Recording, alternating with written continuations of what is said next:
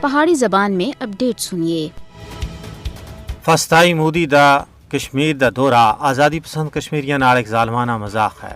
کل جماعتی حریت کانفرنس دے مطابق مودی دے دورہ کشمیر دا مقصد کشمیر دی صورتحال دے بارے وچ عالمی برادری کو گمراہ کرنا ہے۔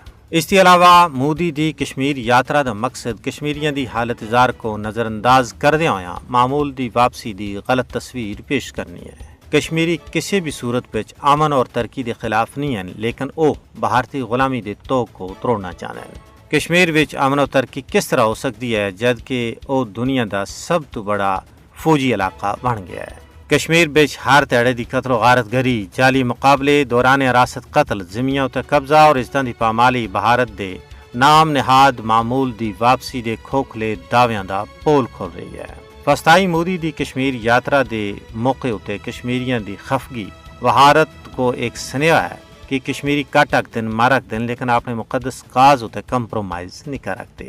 کشمیری عوام 96,000 تھی زیادہ لخت جگراں دی قربانیاں انتقال اقتدار، مراد اور ترقیاتی منصوبے واسطے نہیں بلکہ اپنے حق کے خود ارادیت واسطے پیش کیتیاں نہیں۔ کل جماعتی حریت کانفرنس نے اپنے بیان وچ بھی ایک گل واضح کی تھی کہ کشمیریوں کو روڈ اور پانی دے کے ٹھگایا نہیں جا سکتا۔ وہ اس ویلے تکر اپنی آزادی دی جد و جہد جاری رکھسن جدوں تکر بھارت دا آخری منحوس سپاہی اتھے موجود ہے۔